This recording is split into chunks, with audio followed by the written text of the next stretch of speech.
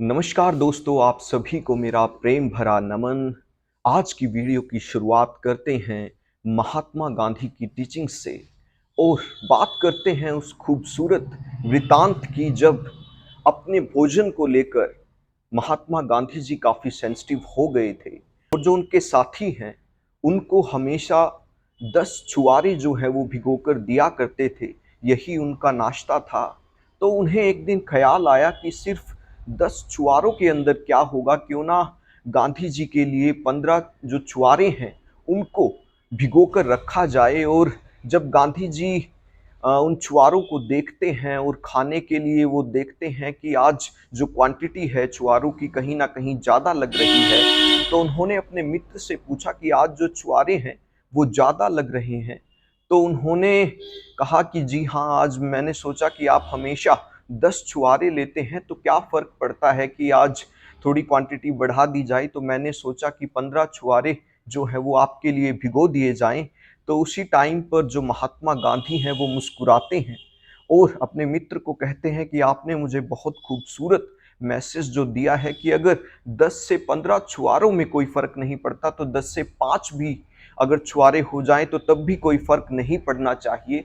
तो वहाँ पर उन्होंने अपरिग्रह का जो संदेश दिया वो बहुत ही खूबसूरत।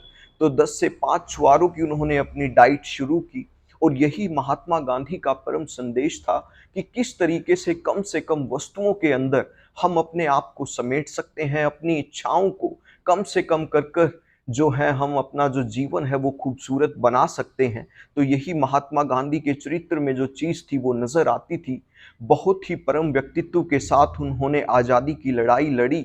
उनकी वेशभूषा से ही आप समझ सकते हैं कि किस तरीके से उन्होंने खादी को प्रमोट करके, चरखे को प्रमोट करके सेल्फ रिलायंट इंडिया का जो संदेश था वो दिया है। तो हमारे इन महापुरुषों से हमें बहुत कुछ सीखना चाहिए और अहिंसा ही जो था महात्मा गांधी जी का परम जो मोटिव था वो रहा। उन्होंने अहिंसा के ऊपर जो है काफ़ी फोकस किया और अहिंसा को आपको बहुत ही डीपली जो है एनालाइज करना होगा, क्योंकि हिंसा सिर्फ यही नहीं है जब आप किसी हथियार से किसी व्यक्ति के ऊपर प्रहार करते हैं, आप अपनी वाणी से भी अगर किसी के ऊपर प्रहार कर रहे हैं तो वो भी हिंसा का ही एक पार्ट है। आपके जो जेस्चर्स हैं वो अगर हिंसात्मक नज़र आ रहे हैं, एग्रेसिव बिहेवियर के आप जो अपने जेस्चर्स हैं दूसरों को दे रहे हैं, तो वो भी हिंसा का ही आप एक पार्ट समझ सकते हैं। तो हिंसा आपके व्यक्तित्व में अलग अलग तरीकों से भी झलक सकती है, आपके पहनावे से भी आप हिंसक नज़र आ सकते हैं। तो कोशिश और प्रयास ये करें कि आपका जो आचरण है वो भी अहिंसक हो, आपकी वाणी जो है वो अहिंसा पूर्ण हो, आपका जो व्यक्तित्व है वो पूरा का पूरा एक कंप्लीट अहिंसा के ऊपर फोकस करता हुआ नजर आए। यही हमारा फोकस होना चाहिए, क्योंकि जब हम अपने जेस्चर्स के अंदर अहिंसात्मक नजर आते हैं, जब हम अपनी वाणी के अंदर अहिंसात्मक नजर आते हैं, जब हम अपने पहनावे के अंदर अहिंसात्मक नजर आते हैं, तब महात्मा गांधी की जो टीचिंग है वो कंप्लीट होती है। और महात्मा गांधी अपने आप में ही एक कंप्लीट मैन जो है वो बनने के सफर तक पहुंचे। और जब अंतिम सांस में भी उनकी मृत्यु उनके नजदीक थी, जब उनकी सीने पर गोली लगती है तो उनका जो आखिरी शब्द था वो भी हे राम ही था। तो आप समझ सकते हैं कि उनके कण कण में, हृदय में जो है राम बसे हुए थे। यही वजह रही कि बराक ओबामा जो हैं उनको अपना आइडियल मानते हैं। अमेरिका के राष्ट्रपति अगर उनकी फोटो अपने कमरे में लगाते हैं, उनसे प्रेरणा लेते हैं, उन्हें अपना शिक्षक मानते हैं, तो आप समझ सकते हैं कि महात्मा गांधी का जो व्यक्तित्व है वो कितना खूबसूरत रहा होगा। और इनके तरीके का जब बिहेवियर आपके अंदर आता है, इनके तरीके से आप जीना शुरू कर देते हैं, प्रैक्टिकली वो चीज़ें आप अपने जीवन में अपनाते हैं, तो आप उनका रूप हो जाते हैं। तो हर एक महापुरुष कहीं ना कहीं हमें टीचिंग्स दे रहे हैं। हर एक इंसान यहाँ पर ऊर्जावान है, अपनी सोच रखता है, अपनी समझ रखता है। किसी को भगत सिंह का जो कैरिस्मेटिक पर्सनैलिटी है वो नज़र आती है। तो आप किसी भी महापुरुष से सीखें और अच्छी चीज़ कहीं से भी आप सीख सकते हैं। उनके अंदर जो भी आपको पॉजिटिव आइडियोलॉजी नज़र आती है उससे सीखें और उसे कोशिश करें, प्रयास करें कि अपने आचरण के अंदर लेकर आएं। केवल बातों से, केवल शब्दों से जो है आप उन चीज़ों को एक्सप्रेस ना करें, वो आपके व्यवहार में, आपके जेस्चर्स में, चलते हुए, बोलते हुए, आपके काम में, हर चीज़ों में वो नज़र आना चाहिए। यही खूबसूरती जो है आपको एक कंप्लीट मैन बनने के सफ़र पर जो है वो तैयार करती है। तो धीरे-धीरे ग्रेजुअली जो चीज़ें हैं वो चेंजेज़ जो हैं हमारी कंट्री के अंदर आ रहे हैं, और हमारा ये प्रयास भी होना चाहिए कि हम हमेशा अच्छाइयों की तरफ देखें। अगर बात करें महंगाई की, बेरोज़गारी की, तो पूरा का पूरा विश्व जो है महंगाई के दौर से गुज़र रहा है। तो ये पूरे विश्व के लिए चैलेंज बना हुआ है, क्योंकि हमारी कंट्री को पैंडेमिक ने भी परेशान किया, कोरोना का ईरा भी हमने देखा, कोविड-19 को हमने देखा, और उसके बाद पूरे के पूरे देश को, जिसकी आबादी पॉपुलेशन है लगभग 170 के करीब हम पहुँच चुके हैं, पूरी की पूरी पॉपुलेशन को वैक्सीनेट करना, ये बहुत बड़ी अकम्प्लिशमेंट हम देश की मान सकते हैं। इसके साथ-साथ ही बहुत सारी ऐसी चीज़ें हैं जहाँ पर अंतिम आदमी को उदय करने के प्रयास किए गए हैं। और इसके साथ-साथ अगर हम देखें तो कहीं न कहीं अगर चूके हैं तो वो मिडल क्लास को काफ़ी चैलेंजेस आ रहे हैं, क्योंकि आयुष्मान जैसे जो टेट जो किया जा रहा है, मेडिकल फैसिलिटी जो दी जा रही है, वो गरीबों के लिए दी जा रही है। अमीर जो है वो इतना सक्षम है कि अपने मेडिकल बेनिफिट्स जो हैं, उसके एक्सपेंसेस जो हैं वो खुद उठा सकता है। लेकिन जो मिडल मैन है उसको परेशानी यहाँ पर आ सकती है। चैलेंज जो हैं वो भी हमारे प्रधानमंत्री जी को देखने होंगे। तो किसी भी चीज़ का कोई भी ब्लैक फेज़ या डार्क फेज़ नहीं होता, तो एक ग्रे फेज़ भी होता है। तो सब कुछ साफ़ भी नहीं है, सब कुछ काला भी नहीं है।